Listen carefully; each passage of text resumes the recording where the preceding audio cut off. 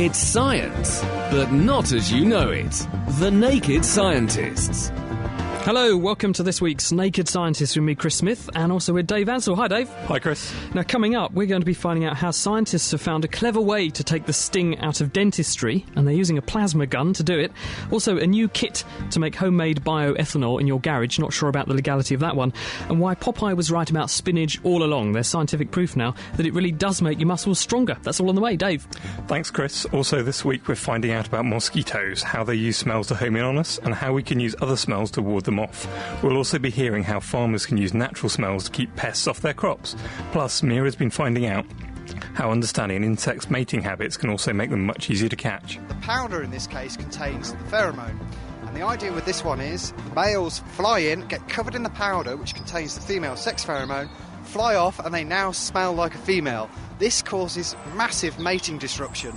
Oh, I love that. So there's going to be a male flying around with just loads of other males following him around. That's right, that's the sort of thing we hope will happen with this sort of control.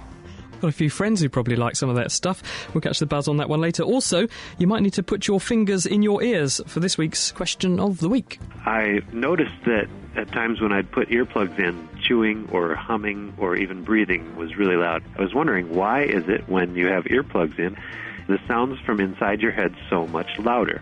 It certainly sounds good to me. The answer to that's coming up. Plus, if you've got a question for us about the science of mosquitoes and how to repel them, or you want to know why a mozzie bite just itches so much, just get in touch. Email chris@thenakedscientist.com.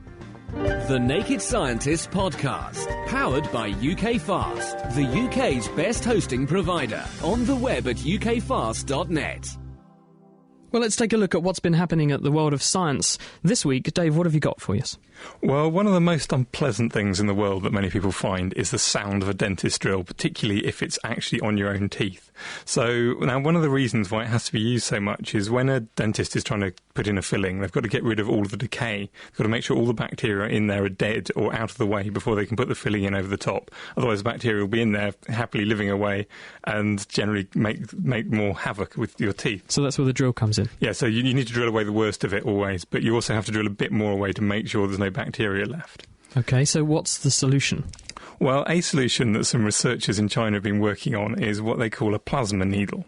Now, a plasma is a gas which has had some of the electrons ripped off violently. You can do this by heating them up to very high temperatures like you get in stars, or by using an electric field like you get in fluorescent lights. Now, normally they're very, very hot, so you wouldn't want to put them anywhere near your mouth. But this group in China, they've basically got a tube with just flowing gas through it, and a very high voltage wire, and they're pulsing high voltages through it. And this produces a very thin stream of plasma which comes out the end, and you can see pictures of it, it's glowing kind of blue. And they've actually managed to, by working out exactly how it works and very carefully optimising everything, managed to get it so it's cool enough so you can just point at your finger, it doesn't do any harm, but it's got lots of really reactive chemicals in it, lots of ions and lots of free radicals, which when they reach bacteria, they just kind of play havoc with them and kill them. So the idea is you would direct this at the tooth around the area you're drilling, which would sterilise the drill site so that then you wouldn't have to take away so much tooth tissue. Yeah, so you don't have to be nearly as conservative or aggressive with your drilling, and you have to do far less drilling, there's more tooth left. Would you want a very high voltage cable running into your mouth, though? Well, it should be insulated. The wire is within a insulated tube, but it should be all right. They can also use it for sterilising other things like surgical equipment, which is very sensitive to high temperatures. And it doesn't harm human tissue? Well, I guess if you got in deep enough, it would, but only the very surface, and skin's dead on the surface anyway, so you're fine. Well, that's reassuring. I haven't been to the dentist for a long time, but then I've never had a filling either. Wow. In my life, which isn't bad going, is it? But then I come from the bit of England which has very, very high fluoride in the water. And for that reason, I think that's probably why, because we know that fluoride binds onto tooth matrix and it makes fluoroapatite, which is one of the hardest substances that the body can make, which is very, very much, very, very difficult for bacteria to break down. So my teeth are all down to fluoride in the water. Well, it could also be down to breastfeeding, though, because I was breastfed as well as a kid. And there's this big controversy that's been raging for a long time about breastfeeding and whether or not the reason that when you breastfeed, you end up with children on average, who are more intelligent than children who are not breastfed, whether that's because parents who are more likely to breastfeed are more likely to be educated to a higher level themselves. And so what you're seeing actually is just an effect of the parental level of education rather than the breastfeeding. So to try and answer that question, a guy in Canada called Michael Kramer, who's at McGill University, set up a study which he called PROBIT. You have to have a really good acronym when you do a study these days. This one stands for Promotion of Breastfeeding Intervention Trial. Now, it would be very unethical to take a large group of children and assign them to whether they were going to be breastfed or not. No one would allow you to do that. Instead, what he did was to target the clinics that follow up mothers who have just had babies and help them and support them. And so the idea is that by recruiting a large number of clinics, he assigned these clinics to one of two groups randomly. They either had a sort of do what they do normally clinic, so in other words, they didn't change anything, that was the control, or they had a clinic where they had a programme aggressively supporting and promoting breastfeeding in that clinic. And what they did was to recruit into the study 17,000 infants that were about to be breastfed, and they randomly, obviously, they went to these clinics, and so they then followed them up for the next 6.5 years. And at the end of the study, the children that had attended the clinic that was pushing breastfeeding very hard, we know this worked because 45% of the children attending those clinics were breastfed between the ages of 3 months and a year, which is a very high number compared with the mothers taking their children to the control clinics where they didn't do anything different. They just supported them and helped them with any issues they had. Only 6% of those children got breastfed. And at the end of the study, at the end of the 6 years, the teachers of the children reported much better academic performance, but the IQ tests speak for themselves. There were 7.5 IQ points increased in verbal scores in the children that were breastfed, 2.9 IQ points higher in non-verbal tests, and overall a nearly 6 IQ point increase in the children that got breastfed. So this strongly suggests, because these clinics were in lots of different social areas with very, very rich, very, very poor, this suggests it's the breastfeeding and not the parents that are determining that increase in IQ. So on average, you had the same set of people in each clinic, on average the same kind of section of society in each of the two clinics. Exactly, So there was no significant difference, but the difference in the IQ scores was very significant. And to quote another study which came out at Christmas time and didn't obviously control for that variable, Terry Moffat did something similar and got a very similar result. And she said, what this shows is that if all children were breastfed, then there'd be twice as many gifted children. And that was off the back of her study at Christmas. And this study shows the same sort of IQ benefit. So it looks like breast really is best. Wow, okay. Well, now here's a slightly more interesting, a slightly different story, certainly. Now, there's been a huge rush for biofuels recently. And so even if the mathematics and the environmentalism behind it is slightly dodgy. But now an American company has come up with a system which you can put in your garage which will generate you bioethanol. So Legally? Well, we'll come to that later. They call it the eFuel 100 microfueler, and it's basically a brewery and a distillery in one easy-to-use package. It's sort of like about... You sure this is American? This wasn't an Australian who invented this. It sounds like a uniquely Australian type thing. It's like a big sort of wardrobe about 1 metre deep by 2 metres by 2 metres. What does it do? Basically, you feed it sugar and some water and some yeast. It has a big vat, about 750 litres of it, which brews this away, turning the sugar into ethanol. It then distills it. It has a distilling system, so it heats it up. The ethanol boils off first, and then condenses it in another chamber, and then that produces about 96% ethanol. I was going to say, because when you do distillation, you don't get pure ethanol, which could damage an engine. So how do they get it pure? It will work in some engines, and if you run it on if you run your engine on pure, it'll work fine. The problem is if you mix it with petrol, the two won't mix. And exactly, you can't get the two to mix. So how are they getting around? So what they do is they then push it through a special membrane, which will only which will separate the ethanol and the water. So you then end up with 100% ethanol, and it's got like a petrol filler tube on the end. So you take it out, put it in your car, fill your car up, and they reckon it will cost about 30p a litre. However, in this country, there may be some slight issues, and as far as I know, both distilling your own alcohol is illegal and not paying road tax is illegal. So possibly one for only the States for a while. But how would anyone know, I guess, is the question. I couldn't possibly comment, Chris. Because you're buying enormous amounts of sugar in the supermarket, but you just have a sweet tooth. And don't buy any petrol despite I wonder if you can get them on eBay or something.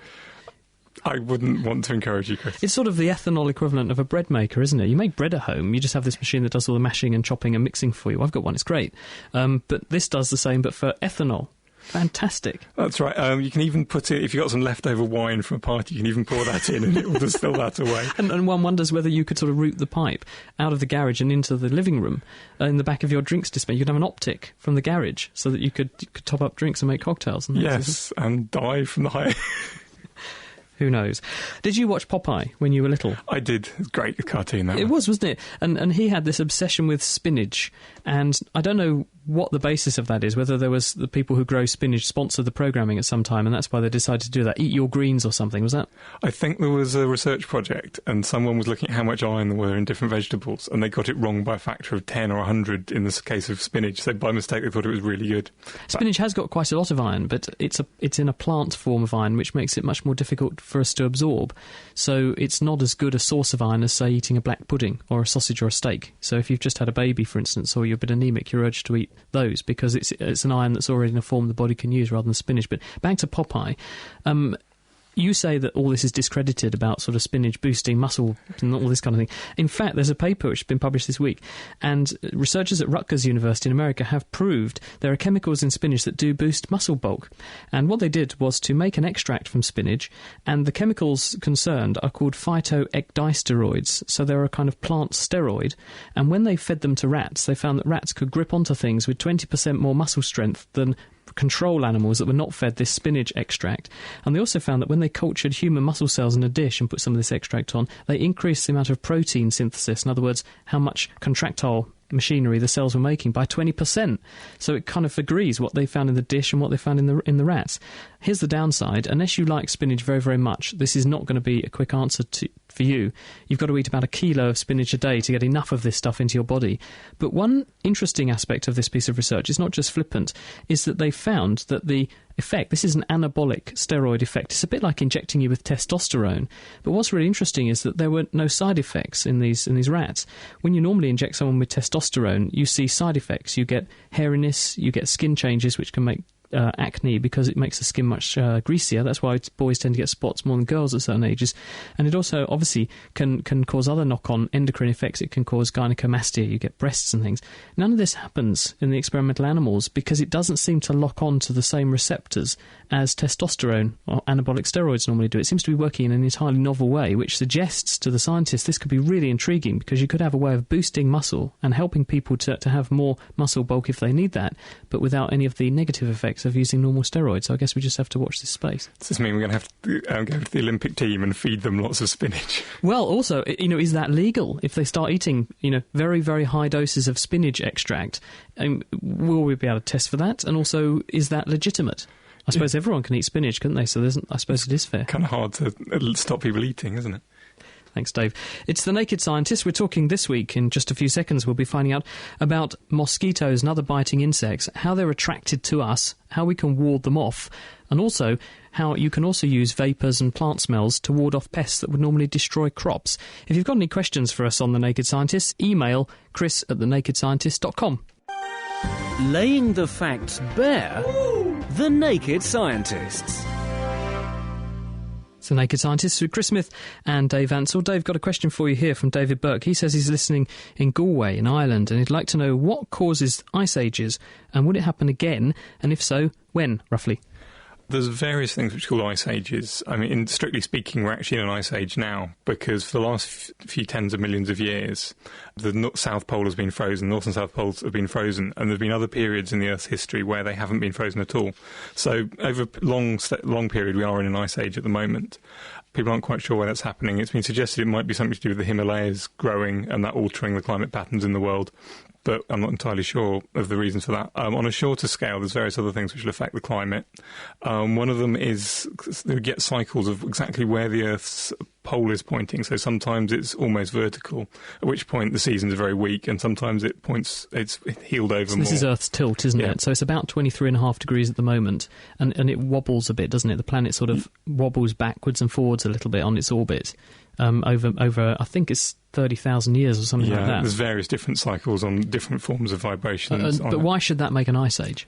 If you suddenly have stronger seasons, that will affect all of the way the water and air flows around the world, and that can only very subtle changes like that can affect the temperature of the whole world, and so that could be triggering ice ages. It's a sort of positive feedback loop too, isn't it? Because, there's this thing called a Milankovitch cycle where, because the Earth doesn't go around the Sun in a perfect circle, it's an ellipse.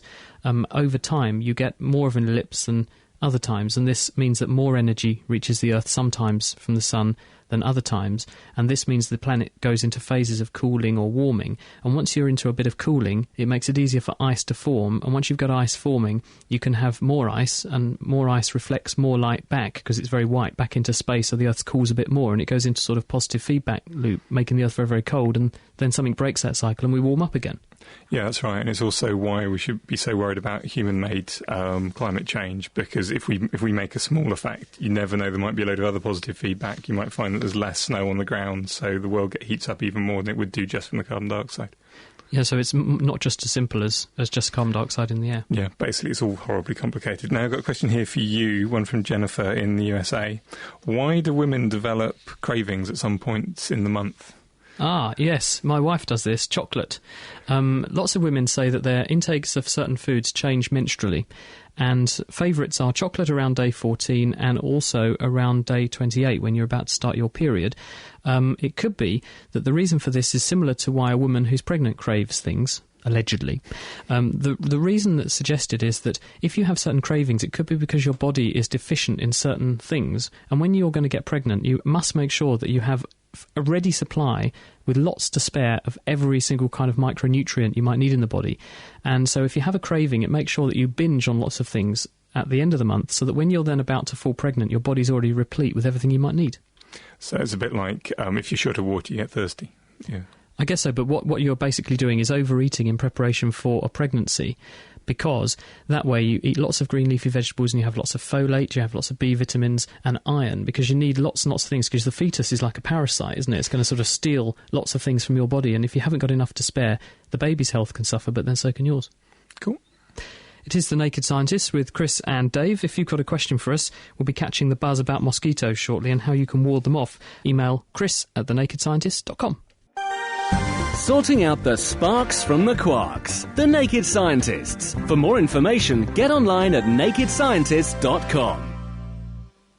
Still to come, we'll be discovering how you can arrange plants around a farm to keep the weeds out. But first, Ben braves swarms of biting insects for this week's Kitchen Science. Hello and welcome to Kitchen Science. This week I've come to Rothamsted Research Institute where I've met up with James Logan. Hi James. Hello there. I'm also here with two volunteers from Sir John Law's School. Jason. Hi Jason. Hello. And Emma. Hello Emma. Hello. We have a rather unusual experiment here today. Usually we do something that you can try out at home, but I would hope that you wouldn't want to try this out. Could you describe what we have on the desk? We just have a box with a lot of mosquitoes in. I hope none of them are going to get out, really. We're not going to get bitten. What are we actually doing with them? Well, what we're going to do is look at how attractive people are to mosquitoes. The mosquitoes actually respond to chemicals given off in our body odour. So if we place our hands on top of the cage, there's a sort of mesh screen, and the mosquitoes respond to the odours, fly up to the mesh screen, and then they think they've landed on you, so they start probing through the mesh, and we can count the number of mosquitoes that are attracted to a person. So do people vary in attractiveness? I would have thought that we're all a good meal for a mosquito, so they'd bite any of us equally. Yeah, they certainly do. There's a lot of anecdotal evidence that people differ in their attractiveness to mosquitoes, and we've shown it scientifically. And what we've shown is that it is, in fact, down to the odours that we produce. So some people produce different odours, which affects the mosquito's behaviour.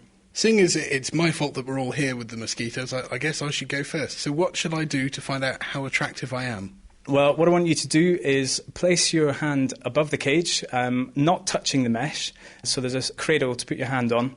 Just hold it there for 30 seconds, and I'm going to count how many mosquitoes fly up towards it. So I shall just put my hand above, and if you wouldn't mind starting counting. OK, so we've got one mosquito up there already. You can see them now sort of buzzing around inside the cage. That's because they're being activated by the chemicals. And one of the chemicals that activates them to fly is carbon dioxide, which is given off in your breath, obviously, but they can't smell that from here. What they're smelling is the carbon dioxide given off through the skin on the hand. But there are other chemicals as well, and those are the chemicals that draw them in at a short range. There's about 30-odd mosquitoes in that cage, and there's only about 2 or 3 that have flown up towards your hand, so it looks as if you're not actually that attractive. Well, I'm relieved to hear that I'm not too attractive. Who would like to go next? I'll go. So they're all still definitely buzzing around. I'm guessing they're still active from when I had my hand there. Yeah, they are indeed. That will clear quite soon, and they'll start to react to Emma's odours. So, Emma, do you normally get bitten by mosquitoes? I just really get bitten on my feet normally, nowhere else. It must be said that people's feet often smell. Does this make the feet more attractive? It does to some mosquito species, certainly the Anopheles mosquitoes, which are the malaria vectors. The other reason that people get bitten on their feet is when the odour plume of your body odour sort of comes from your body, it sort of falls away to the ground, and mosquitoes locate you by flying along quite close to the ground, and that's the first part of the body that they hit. So it's more that your feet are the first bit of food that you offer? That's right, but the chemicals on the feet certainly are different. Bacteria can have a big effect on the types of chemicals that are produced by the body. Certainly there's a lot of bacteria on some people's feet, and that's why they smell differently. Well, Emma's had her hand there for a while now. They're certainly buzzing around, so they're certainly activated, and we've actually had about 7 or 8 landing just in the last few seconds there. So actually I think she's slightly more attractive than you are. So I guess we should see how attractive Jason is now. OK, well, Jason's had his hand there for a little while. How many have we seen landing there? We've got about 2 there. So not a very attractive person. Is there anything that we can do? Is there anything we eat that might help repel them? There's a lot of anecdotal evidence that some food you eat repels mosquitoes. Garlic is one of them. Marmite is another one, and the reason for that is that it contains vitamin B12, which apparently repels mosquitoes, but in actual fact there's no scientific proof to support that. And most scientific evidence actually suggests the opposite. There were some experiments done at the London School of Hygiene and Tropical Medicine, and they actually showed that if you eat vitamin B12, it makes absolutely no difference to your level of attractiveness. So I would never recommend that you use food as a way of protecting yourself against mosquitoes. And in fact, last night I actually ate a lot of garlic in preparation for you coming, just to show you that it doesn't actually work. So if I stick my hand in the cage, I should get bitten. It seems strange that garlic would repel them when you consider how, when you eat lots of garlic, you smell so much more. You'd think that they'd be able to smell you from miles away. Yeah, I mean, eating garlic, you can smell it yourself, and the types of chemicals that you can smell are sort of sulfur-containing compounds, really sort of nasty, eggy kind of smells. And the key question really is, does the mosquito respond to those key chemicals? Because the body actually produces somewhere in the region of 400 different volatile chemicals, and the mosquito doesn't respond to all of those, it only responds to a handful of those chemicals. And that's the question, do those chemicals that they respond to change when you eat something like garlic? And the answer to that really is no. So Jason and I are equally as attractive to mosquitoes, it would seem, and Emma's currently winning, if you could call it that. Would you like to have a go yourself? Sure, yeah, I'm usually fairly attractive to mosquitoes, so yeah, I'll give it a go. Now, I've heard that female mosquitoes are the ones that bite you. Is that true? It certainly is, yeah. If you actually look inside this cage, you can see we've actually got males and females. So the ones that are sitting around the edge there and not moving at all, these are the males. So if the males don't bite, then where do they get their sustenance from?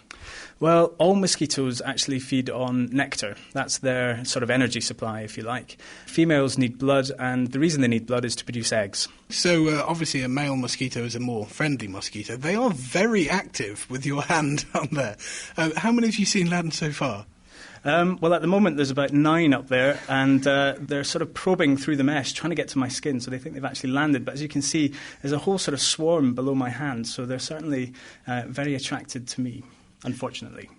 I'm guessing that working with mosquitoes is not, in fact, the best line of work for somebody who's clearly very, very attractive to them. Well, that's true, but it is a good incentive to find a control. Well, that sounds like very good encouragement to me. Later on in the show, James will be putting his bare arm right into the box of mosquitoes to see if insect repellents really do repel. Thank you very much, Ben. You're listening to The Naked Scientists with Chris Smith and Dave Ansell. And we're also live in Second Life every Sunday. That's 6 o'clock here in Britain. But also in Second Life, times are different. So it's 10 o'clock in the morning, Second Life time. And if you want to find us in Second Life, we are in the Scilands continent. So you go into Second Life and you look up Scilands, and then you look up Naked Scientists, and you see our mansion there. And you can find all the other people who are gathered listening to The Naked Scientists. Hello to all of you. And if you want to talk to them and meet them, you can do that, because there's lots of people in there all chatting about what's going on the show. So it's great to have them with us. Now, James Logan, who you just heard in the piece with Ben, is actually here with us in the studio, and he's also here together with Tony Hooper, who's one of his colleagues. They're both at Rothamsted Research. Tony's working on ways to use plants to repel pests away from crops, and that also actually includes repelling pest weeds, which would be ideal in my garden, but he's coming on in a second to talk about that. But first, James, let's talk about your work on mosquitoes. I guess it sounds a bit flippant talking about mosquito bites, but in the grand scheme of things, mosquitoes are probably the world's dangerous animal, aren't they? Quite possibly, yeah. I mean, it's not actually the mosquitoes that cause the problem. Of course, they bite, and people can react differently to their bites, and you can have quite a severe allergic reaction to the bites. But it's actually the pathogens that they carry, the diseases they carry, such as malaria and dengue fever, filariasis. There's a whole number of diseases that they carry, and of course, those are the diseases that cause the problem. Something like 300 million cases of malaria every year. That's right. I think 3 million deaths. It's huge numbers. Exactly. Almost 2 million people die every year. Yeah, so understanding what lures them towards us is therefore absolutely crucial in trying to tackle that problem head on, because we know that just spraying them doesn't work. Absolutely, yeah. The more we understand about how they find us in the first place, then the better we can develop control methods to stop that from happening. Those few hundred chemicals that you were telling Ben ooze out of our skin and that the mosquitoes are sensitive, at least to some of, what actually are those chemicals and what are they doing? Well, there's a whole range of chemicals that they respond to. The main chemical they respond to is carbon dioxide, which is mainly given off by our breath, but also is released through our body as well. But other types of chemicals, such as 1-octanthiol, which is also given off, it's an alcohol, it's given off in our breath, and certain acids as well, which are found in quite high amounts on your feet. And these types of chemicals are very attractive to mosquitoes. Ammonia is another one as well. What are they? Are they just naturally produced by cells in the skin, and the mosquitoes have learned that this equals lunch, and so they home in on them? Absolutely, yeah. They're definitely some chemicals are released through the skin. Other chemicals are actually produced by the bacteria on the skin. So bacteria do play a very big role, and they sort of convert the chemicals into more volatile chemicals that the mosquitoes find attractive. How do you actually do the research where you take a person and then look at what's coming out of them to work out how they're attractive, whether they're attractive or not, and also then what those chemicals are that are doing that? Well, we use quite a bizarre technique. We place people inside large silver bags, big thermal survival bags that are commonly used for mountaineering, and they lie in there for 2 hours, and we extract their body odours from the bag. And could be bad. And we trap the chemicals onto a filter and strip the chemicals off the filter, which then gives us a liquid extract that we can then analyse. And we have all sorts of weird techniques whereby we can actually look at the response of the receptors on the antenna of the mosquito, which is its nose, to detect which chemicals that the mosquito actually responds to in this very complex mixture. And so the chemicals that mosquitoes respond to, are they only attracted to us? Or because some of the people in the Kitchen Science with Ben were not attractive. You were very attractive, he wasn't very attractive. So is it that he's just got less of these chemicals, or is he making something else that's in fact making the mosquitoes go away? Yeah, well, it might be quite logical to assume that if you weren't attractive to mosquitoes, then you just simply lacked the attractive chemicals. But of course, we all breathe, so we all produce carbon dioxide and these other very attractive chemicals. And there is something special about people who seemingly never get bitten. And what we find is that those people are producing certain chemicals in much higher concentrations, and when tested, those chemicals have a repellent effect. So it's almost as if your body's got a sort of natural defence system against these insects. And if you test people who live in areas where there are more mosquitoes that spread diseases, I'm thinking of places like Africa where malaria is endemic and other diseases like that, do you find that the population naturally make more of these chemicals? That's a really good question, and you probably would expect that in a place such as Africa where the selection pressure would be quite high. At the moment, we don't actually know. There was a study that was done fairly recently that showed that 20% of a population in a township were most susceptible to contracting malaria, and the other 80% seem to be fairly protected, and the authors suggested that could be to do with those people producing repellent chemicals. But nobody actually knows. We haven't done a big enough study, really, to be able to tell that. There was a paper, I think it was published in PLOS a couple of years ago, which was very interesting because they took children from the local school that had malaria, and they put them at one end of a piece of apparatus, and they had children who were malaria-free and put them at the other end of the apparatus, and then they put some mosquitoes in the middle and counted where the mosquitoes went. And when the child was highly infectious for malaria, all the mosquitoes flocked towards the malaria-ridden child. And then when they repeated the experiment with mosquitoes that were themselves malaria-positive, they avoided the child with malaria and went to the people that didn't have malaria. So how are they doing that?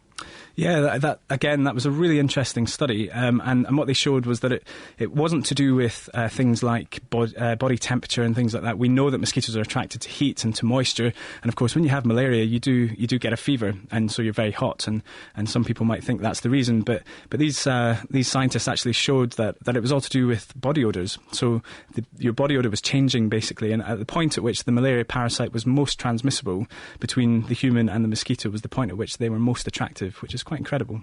It is incredible. We'll come back to malaria in just a second, because I've now got a host of emails and questions for you, James, including why certain mouthwashes might be good mosquito repellents, which is an intriguing thought. But let's turn to Tony, because Tony Hilby, you work at Rothamsted as well. You're looking at how plants actually produce chemicals which themselves can repel pests. Yes, that's right. As James was talking about just now, plants themselves produce 200-300 compounds which are volatile chemicals on the surface of the plants. It's what gives them the smell to us, but it also gives the smell to the insects that are trying to colonise that crop and cause damage to it. So the insects are sniffing out lunch by following the odour of the plant, is That's what you're right, saying? Yeah. And can the reverse also be true? Because James was saying that you can get humans that are naturally repellent to mosquitoes. Are there plants that are naturally repellent to plant pests? In this country, so aphids are in particular a nuisance pest for arable crops, and they have designed their olfactory system to go to the crop and find the specific one that they want to have for lunch, as it were. And so there are compounds given out by that crop which that particular aphid really wants to go for. In the same way, it's not going to waste time going around trying to find the crops where they're not there. So there are some chemicals given off by non-host plants, the plants the aphid doesn't want to go to, and they can repel those aphids as well. Oh, I see. So by planting those near to a plant which you want to have as a crop, you could mask the smell of the attractive plant with the nasty one, and then you repel the pests. Yeah, I mean we have a project going on at the moment in Kenya, in East Africa, and in that region, the people there, they're subsistence farmers, and they want to grow maize. Maize is a very important crop there. It's subsistence farmed. But the maize is attacked by a stem borer pest. That's a moth which lays eggs on the maize, and the eggs hatch and create caterpillars. Caterpillars eat out the centre of the maize plants, and they fall over and die, so there's no food. So we've put together a push-pull system in that part of the world where we're using plants to control what those moths are doing. So around the outside of a field, we have a plant which is very, very attractive to the moths. So the moths will want to go there rather than go to where the maize is. So the maize is protected from those moths. At the same time, in between the maize, which is growing in the field, there are some plants planted which give off a chemical signal to the moth that would come in that says these plants are already damaged, because the volatile materials that they give off simulate or are the same chemicals as what would be produced by a maize plant if it was damaged. So any insects that are inside the field looking for a good place to lay their eggs, they're going to think, that's not a good place for me. Because it's already been half away. Damaged. They're thinking because the plant, they think someone else has got there first and already eaten all the food. That's right. The signal tells them that this is not a good place. OK, so it sounds great on paper, but does it work? I mean, if you do objective studies on this and count numbers, does it work? Yes, it works very much. It works beautifully in East Africa at the moment, because there is such a lot of damage caused by these stem borer pests, and the expense of having pesticides in there is just not possible for the subsistence farmers. So while their yields are quite low, because they haven't got chemical inputs like we have in Europe and in the First World, because those inputs, they just can't do it. The yields are very low. So if you can increase those by using this sort of push-pull approach, where you're pulling the insects out into those trap crops or pushing them away with the intercrops away from that maize, then you get significantly more yield, and sort of 2 to 4 times the yield is common in these areas. What about other kinds of pests? Because it's not just insects that are a pest. Elephants are as well in Africa, and I don't expect you to do anything about that, but plants themselves can be a pest. You know, I've got bindweed galore in my garden at home. I know that there are certain forms of that and variants of that which can be a real nuisance. Is there any way of dealing with plants themselves? Well, plants themselves are also producing chemicals through the roots. We've talked about volatile chemicals that insects locate or avoid their host or host person or host plant. But plants also produce materials in the soil. And that's a sort of a battleground as well. So they'll be trying to compete with other plants. So they can literally fend off another plant if they decide they don't like it by secreting something into the soil. That's right.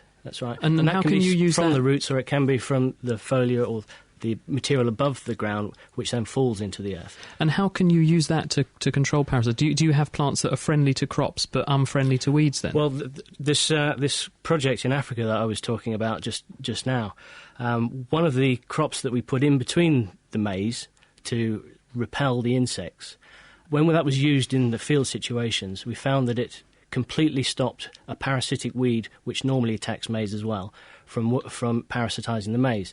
This weed's called Striga hermantheca. It's a striga plant. It's a witchweed and causes massive damage. And we found that the intercropping that we use, the intercrop in particular was called Desmodium or silverleaf. That's the common name. This was producing chemicals in the roots, naturally producing chemicals in the roots, which it uses in its own ecology, and these were affecting these striga seeds and preventing them from germinating in the soil and then attacking the maize plant. Absolutely ingenious, and I suspect that's had a knock-on effect for the yields. Thank you very much, Tony. We'll come back to Tony and James in a second because we've got quite a host of questions for them. But Richard is on the line. He's in Sawston. Hello, Richard. Hiya. What can we do for you? Well, I'm interested in the mosquitoes thing because I'm obviously not very tasty to them, but my wife is. And we can spend the same sort of time out in the garden, and I come in without a bite, and she's absolutely covered. But the other thing is that hers always come up much larger than mine. They last a lot longer, and within 2 or 3 days mine have gone, and hers are just getting into their stride, and they'll be there for about a week or so. And I just wonder whether there's any link known between the two things.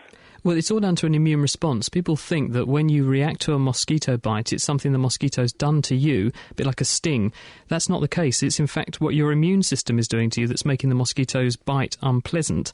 When a mosquito bites you, what it does is to insert, and it's only the females that bite actually, because they need the blood, because it's high in protein, because every time they want to lay eggs, they need a high-protein meal, and that means you.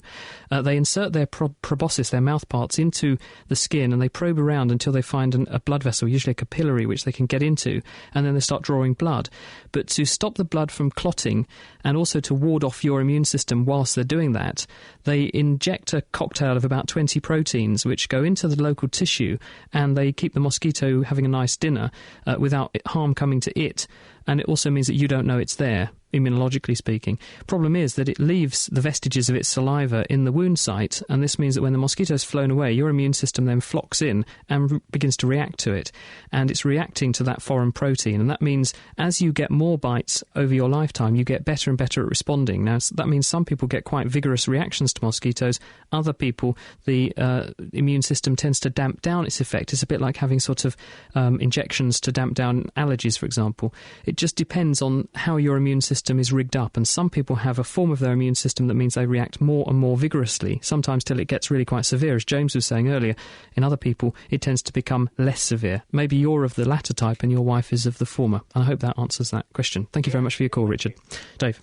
Well, staying with the theme of chemical attraction, it's now time to find out how a new pest control method of attracting male insects to one another rather than females could solve many problems for all you apple growers out there. We sent Mira Senthillingham out to the countryside to find out how. This week, I've come down to the fruit gardens here at the Royal Horticultural Society site in Wisley, Surrey, to find out how the chemical signals that insects use to communicate with one another can also be used to stop them from damaging plants and crops. Apple growers, for instance, often find their profits quite literally being eaten into by the larvae of codling moths. It's possible to solve the problem by spraying regularly. But an alternative, more environmentally friendly approach is to use a device known as a pheromone trap. And RHS entomologist Dr. Andrew Salisbury is with me now to explain how this works. So, Andrew, firstly, what is a pheromone? Well, the actual technical definition is it's a chemical that mediates the response between individuals of the same species. There are several different types. The main one people have heard about probably is the sex pheromones, where a male or a female releases a chemical and attracts the opposite sex. But there are also aggregation pheromones, which just attract both sexes, and even alarm pheromones, which cause insects of the same species to move away from each other. The pheromone traps actually use sex pheromones, though, to trap the insect. How do sex pheromones chemically work in order to attract a male mate? Basically, the female releases the pheromone and the molecules are picked up by specific receptors on the male's antennae. The actual number of molecules they pick up can be very small. This causes a response in the male to follow the pheromone stream upwind until they find their potential mate. Knowing this, how do pheromone traps exploit it? Pheromone traps basically exploit it by using a synthetic version of the same pheromone to which the males are attracted. The males fly to the trap, hopefully in preference to their female mates. But how are the pheromones actually found and known about in order for them to be used in these traps? Oh, basically, entomologists and other scientists use olfactometers. These are pieces of equipment that are choice chambers, where in one side of the equipment you have a stimulus, which, in the case of looking for a pheromone, may be a female moth. A male moth is released into the equipment, and you can't see the female. Now, if he moves towards the female, and if significant numbers of the males move towards the female, then you can say there probably is a sex pheromone. OK, then how do you find the actual chemical? Well, first of all, you have to collect the odour of females, and this is basically done in glass vessels, and air is drawn over a polymer that picks up volatile organic chemicals. You then take the volatile organic chemicals and basically use things like gas chromatographs, mass spectrometers, to come up with identities of chemicals in the mix that you've collected. But of course, you don't really know which of the chemicals you've collected affects male behaviour. So the next stage is to actually cut off male antennae, stick them in an electroantennogram, and pass the various chemicals over the antennae, and if you get a peak, you know the antennae responds to it, and you've made progress in identifying the pheromone. And then you take it out to the field and do field trials. If all goes well, eventually you'll have a product. We've got a pheromone trap here in front of us. It's hanging on an apple tree, and it's kind of like a tent with a base attached to it. So why do they have this particular structure? The open-ended tent structure is partly to keep the weather out and larger animals, such as birds, actually getting into the trap. The base actually contains a sticky substance, a non-drying glue, to which the insects you're trying to attract get trapped on. How does this help pest control? Well, there is obviously going to be some mating disruption here. Those males which get trapped don't mate with females. But the main way these sticky traps work is that it can tell you when the peak emergence or peak flight period time of this particular moth is, which can tell you when or even if it's worth using a chemical. Codling moth can be around for 2 months and laying eggs for 2 months, and spraying several times during that period is uneconomic and not very environmentally friendly. So you say this sticky trap is more associated, say, with amateur gardeners. We've got another one hanging on a tree over on this side of the garden. This uses another method in order to affect mating, does it? Yes, there's, as you can see, no sticky base on this one. There's just a tray with little dimples full of powder. The powder, in this case, contains the pheromone. And the idea with this one is the males fly in, get covered in the powder, which contains the female sex pheromone, fly off, and they now smell like a female. This causes massive mating disruption and hopefully eliminates the need for chemicals. Oh, I love that. So there's going to be a male flying around with just loads of other males following him around. That's right. That's the sort of thing we hope will happen with this sort of control. What other types of traps are available out there? What other species can be targeted? Well, one quite exciting development which is going on at Rothamsted Research is that they have found that the aphid alarm pheromone, green fly alarm pheromone, which makes them get up and walk away, a very similar chemical is found in catmint.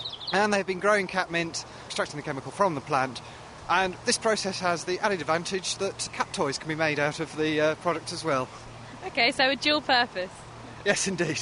But much more is in development. Many species of insects that have been investigated produce a pheromone of some type. Watch this space for further developments.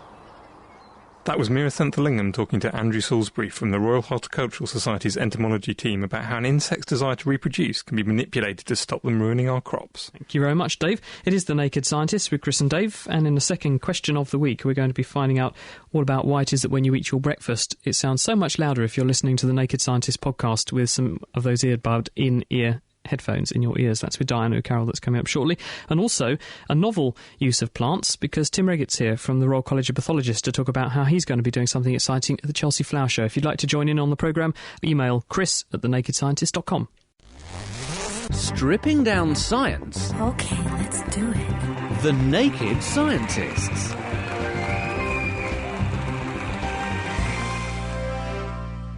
It's the Naked Scientists, Chris Smith and Dave Ansell, and our guests this week, James Logan and Tony Hooper. They're from Northampton Research, talking about how smells can be used to manipulate the behaviour of insects. Now, Diana, do you get made a meal of by mosquitoes very often? They love to eat me, they really do.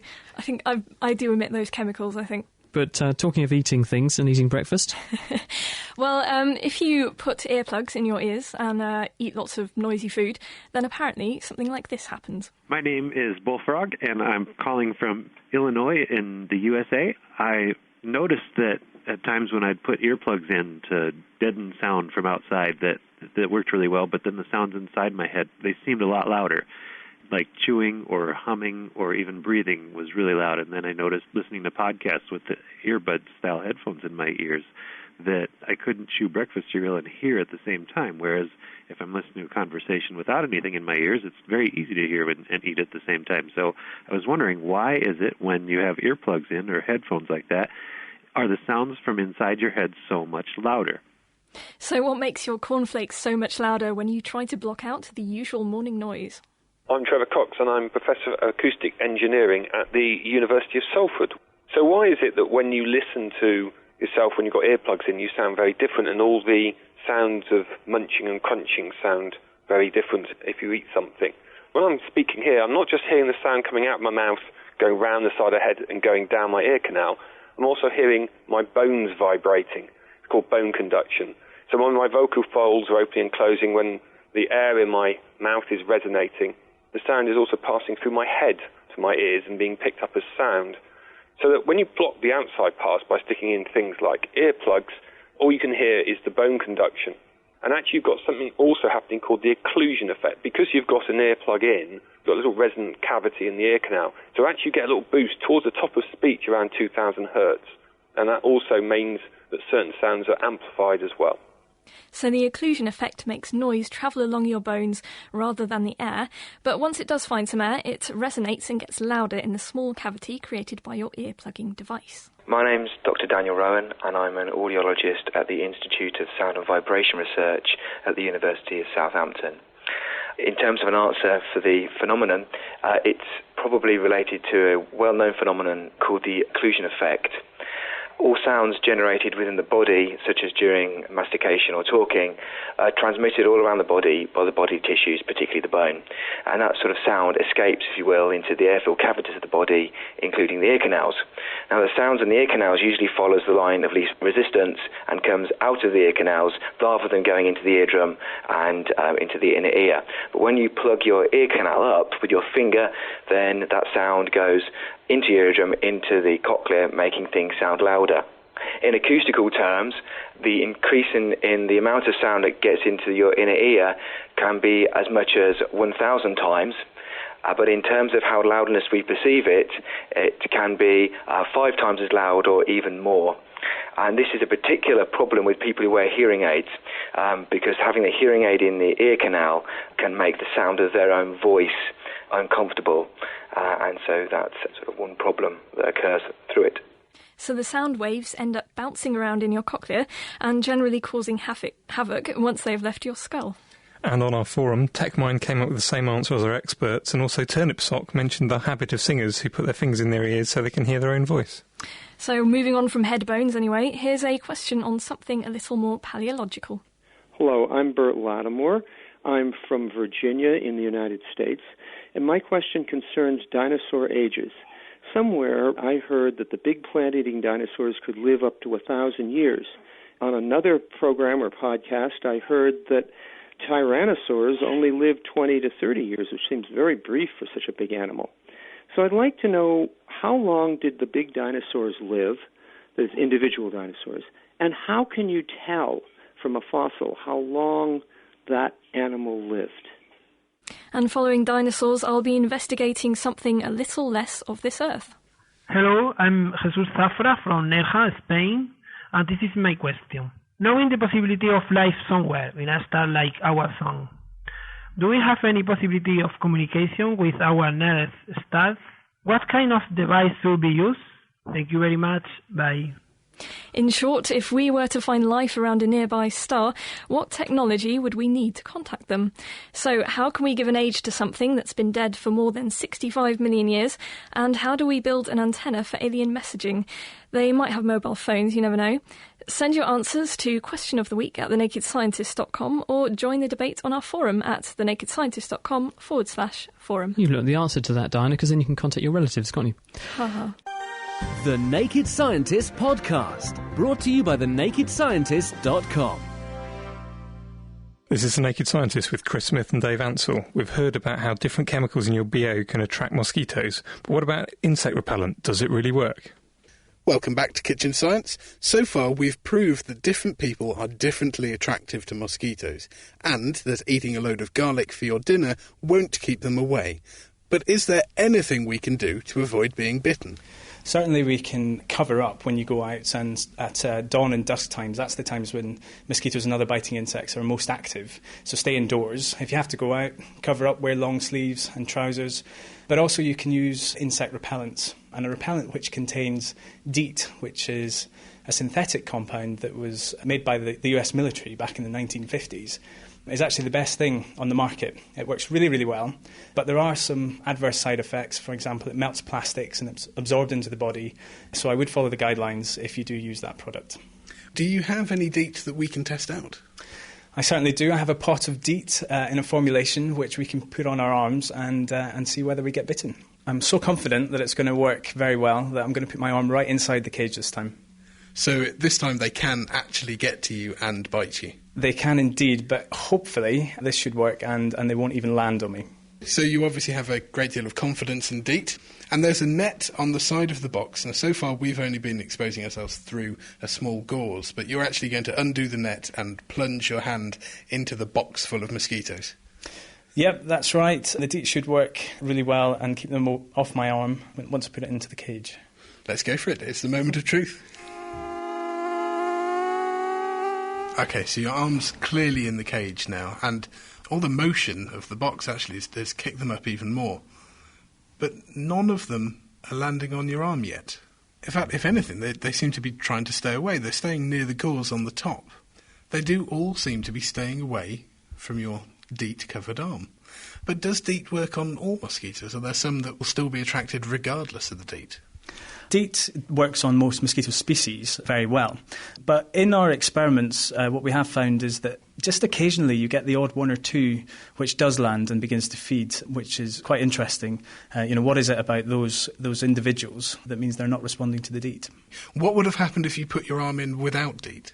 I would have most certainly been bitten probably about 20 or 30 times by now. And you would have seen a big, horrible reaction on my arm. So, Emma, you turned out to be very attractive to mosquitoes. How do you feel about that? I'm slightly worried. I hope I don't get bitten too many times when I go away different places. And have you had much experience with mosquitoes? Do you get bitten when you're on holiday? Yeah, like I said before, I tend to get bitten more on my feet, but I do get bitten quite a bit. So. OK, well, obviously you'll need to wear some DEET or something like that to be careful. Yep, I'll take some DEET with me next time I go.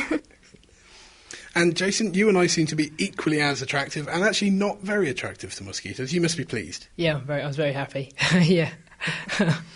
And again, do you find that this experiment bears truth in the real world? Do you get bitten much when you're on holiday and that sort of thing? Yeah, I don't really remember getting bitten very often by mosquitoes, so I'm guessing shows that the experiment was right.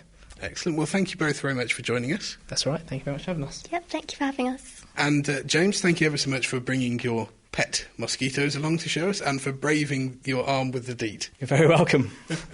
And that's it for Kitchen Science this week. We'll be back with more very soon. You're a brave man, James. I'm not sure I'd have put my arm in a box full of mosquitoes. Thanks again to James Logan for inviting Ben over to the Rothamsted Research Institute. And James has actually filled our studio this week with mosquitoes. Luckily, they can find to a sort of cage, and there's also a nice big pot full of mosquito larvae kind of swimming around over here. Absolutely wonderful. Bertie in Benfleet got in touch. He said his grandson got bitten by a mosquito just over a week ago. He ended up with blood poisoning and could hardly walk. How could that have happened? I think, Bert, probably what was happening is that the mosquito was providing a route of entry to a bacterial infection. It was probably Staphylococcus aureus or Streptococcus, which can sometimes do that. Here's a question for you, James. It's from Christos Quinnell. He's in Second Life. He says, are mosquitoes equally bothersome all over the world, or are there some areas, except the Arctic and Antarctic, obviously, that get off a bit easier? There's lots of different species of mosquitoes, and they are found right across the world. But whether they're bothersome or not, I think they are bothersome because they all bite. And if they bite humans, then clearly there's a problem. But in terms of diseases, they don't spread diseases everywhere. And for example, in the UK, we don't currently have any diseases spread by mosquitoes. Very, very briefly, there's two people who've written to us this week, Susan Maruka and Marcy Lawson, who reckon that a particular brand of mouthwash, they say Listerine, is a mosquito repellent. They say it works to repel mosquitoes. Can you think of any basic chemistry why that should be the case? There are some compounds in Listerine, such as menthol, which does have a repellent effect against quite a lot of insects, actually. So perhaps it does have some sort of effect. I'm not sure whether they mean it's repellent by using it in their mouth or whether it's repellent by putting it on their arms. I'm not sure, but it's certainly a new one. I haven't heard of that before. Thank you very much. That's James Logan from Rothamsted Research. Now, also with us this week to tell us about a very exciting initiative happening at the Chelsea Flower Show is Dr. Tim Reggett. He's a consultant virologist at Adam Brooks Hospital. Tim, James was saying, luckily, no diseases in England at the moment spread by mosquitoes, but that could change, and that's the thrust of what you're doing at Chelsea this year. Yes, it is. It could change. We have the mosquitoes in this country which can transmit malaria. What we don't have is a lot of malaria for the mosquitoes to transmit. But it could happen, and it happened in 1918 when people came back from the Great Wall from Thessaloniki, and there was quite a sizable outbreak in Kent. And, of course, in previous centuries there have been outbreaks in the Fens, east of England, southern England. So it could happen. So what are you trying to achieve with your stand? Because you're putting a garden into the Chelsea Flower Show from the Royal College of Pathologists. What's this aiming to achieve? There are two things, really. One is we're trying to tell people basically that the 2,000 people that get malaria each year travelling abroad to malarious areas needn't get it if they take proper precautions. That's so people coming back to this country. Yes, people coming back to this country. If they took the proper precautions, then they probably wouldn't, well, not very many of them would get infected. And there are 20 people a year die of malaria. It's not funny. In the UK? In the UK, yes. And the second thing is that we're trying to educate the people at the Chelsea Flower Show what plants are associated with malaria in terms of treatment, with the cinchona plant where you get quinine from. Oh, right, that's where it comes from? Yes. The bark of the cinchona tree, 1630 was where it was first discovered, and Countess of Chinchon and all that stuff. Artemisia annua is a Chinese wormwood, and that's another plant that we grow to produce artemisinin in. We're also showing plants that can repel mosquitoes, James, so hopefully there won't be very many around. I understand James is lending you some mosquitoes to show at Chelsea. He is. He's very kindly lent us some. I think there are some in water and some flipping around in a box, but I hope the boxes are very securely fastened, because I don't want them flapping around me. Thank you very much. Thank you very much. So, Chelsea Flower Show, the Royal College of Pathologists have a wonderful stand they're going to put on in a couple of weeks' time, all about how plants can be used to fend off mosquitoes and about the problem of malaria. Thank you very much, Tim. That's Tim Reggett from Adam Brooks Hospital and the Royal College. James, we've got a question here from Chris, who says, hi, repelling mosquitoes is all very well, but we have a much greater problem where I live, and that's chiggers. They're almost invisible. They're larval forms of the harvest mite, and they're the source of much pain and misery. The first you know you've got them is a large irritating blister which is maddening and sore for days, and I've got scars from them from 2 years ago. They ruin an otherwise idyllic country stay here in France. I've been planting lavender around the house and mowing the grounds, but they keep on coming. How can we prevent them? Well, we have tested these repellent chemicals against different species of mosquito, and they work very well, and also against Culicoides biting midges, such as the Scottish biting midge. And currently we've got some trials going on in Kenya to look at whether these chemicals repel ticks, and ticks are probably more related to chiggers than to mosquitoes, because they're actually arachnids. So we don't actually know the results of those trials, but hopefully the repellents will work against those as well, and perhaps even against chiggers. So these are the chemicals that you've got oozing out of people that you found are naturally very good at making these things go away? That's right, yep. The chemicals that repel mosquitoes seem to repel other insects as well. Thanks, James. I've got another question here, probably more for you, Chris, from Monica. She's asking, why do mosquito bites itch more now that she's older? I found the opposite thing. Now I find they itch less. What do you think? I think this comes back to what we were saying, that when the mosquito bites you, it's injecting some of its saliva, which contains this cocktail of 20 proteins. There's something to stop blood platelets, which are the little bits of cells that make blood clot. It blocks those. There's something to block your immune system, and there's something to block the rest of the blood's clotting system. That's just part of the family of proteins that go in. And your immune system is very good at reacting to foreign proteins. And so over time, the more exposure you get to these foreign proteins, the better your immune response becomes. So in some people, you just tune up your immunity so you become very, very good at reacting to those chemicals, and that's why you get that itchy bite mark. And over time, you get a more vigorous reaction more promptly every time you're bitten because your immune system's already geared up to such a high degree to tackle the problem. Can your immune system change as you grow up? Because I found I reacted a lot more when I was a kid. Well, the immune system is referred to as the adaptive immune system, and the reason it's an immune system is because it has the ability not just to resist things, but to actually change the way it works to be specific to certain targets and to become an immune system. It can stop certain things. So it definitely changes as you grow up, because if you, for instance, catch a disease like measles or chickenpox, you have immunity for life. You didn't have before, and now you have, so it's definitely changing. And so the more of something you see, the better your immune system becomes at reacting to it. As you get very, very old, though, your immune system becomes less good, and so we do see a phenomenon of people having more predisposition to certain problems, infections and things, because their immune system becomes less good as they've aged at responding to things, and that's why problems like TB can make a comeback. James, there's a question here for you. It's come from Pookie Amsterdam, who's listening in Second Life. Do women get bitten more by mosquitoes than men? Because I must admit, I thought they did. Yeah, there's a lot of anecdotal evidence to suggest that some women get bitten more than men. However, there's also anecdotal evidence to suggest the opposite, and indeed that fatter people might get bitten more than thinner people, older people more than younger people. But really, there's not a lot of scientific evidence to back that up. So at the moment, we don't really know. What we do know is that mosquitoes seem to respond slightly differently to women throughout their menstrual cycle, which we think might be related to the hormone changes that are happening throughout that and phase. In pregnancy too, aren't pregnant women more prone to being bitten, or is that just because they're breathing more because they've got more tissue in their body at that time? Yeah, there is a study that showed that pregnant women are likely to be bitten more. However, we don't quite understand why that is. Antonio, there's a question here for you from George, who says, if certain plants can make things that make other plants not grow near them, does this mean you should be careful how you plant your garden? Well, you certainly wouldn't want to try to grow something underneath, say, a pine tree. I don't know if you've seen, the earth is very bare under those because a lot of material gets dumped down from the leaves, fall underneath them. You can't grow much under a walnut tree either. That's not just because they're consuming all the water from the soil, so they consume light and water and nothing can get a sort of stake its claim. There are compounds which are like resins which fall down onto the earth around them, and they are toxic to developing plants. So you'd have to make sure that the plants you wanted to grow were away from something that was trying to defend its space, for sure. And what about the plants themselves? Because obviously they're going to set seed, so when their own seedlings try and grow, won't they be killed off by the factors coming out of the trees then? I really don't know in those specific examples. I can't tell you, I'm afraid. So go back to the sort of garden example. Certain combinations of plants, do they behave differently when you put certain plant combinations together? Well, in the garden, I'm not that much of an expert because obviously we're working with arable crops. Arable crops do try and protect their space. They do produce materials in the soil to try and defend themselves. One example is wheat, which is what we particularly work on at Rothamsted.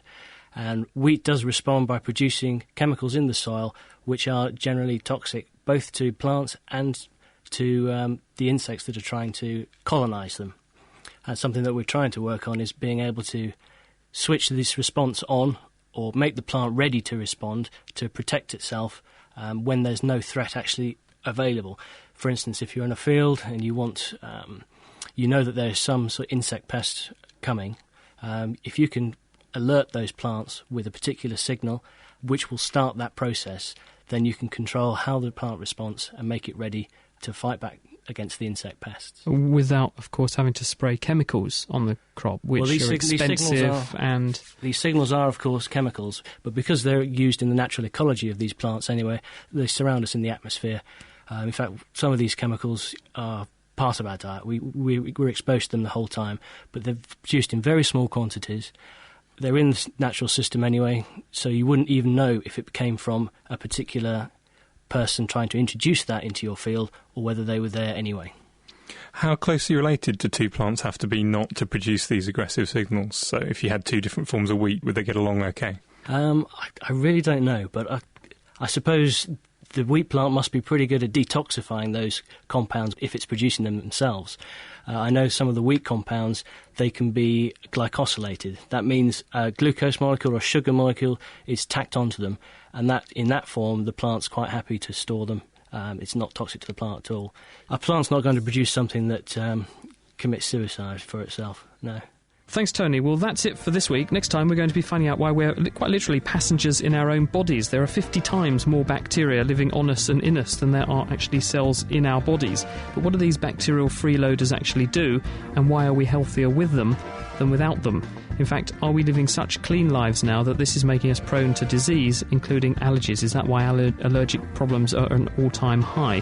What are your thoughts on that? Join us next week to find out. Send me your questions, chris@thenakedscientist.com. Thank you very much to our guests this week, James Logan, Tony Hooper and Tim Reggett, and to our wonderful production team, Dave Ansell, Mira Sinthalingham, Ben Valster, Petra Minch and Diana O'Carroll. Have a great week. See you next time. Goodbye.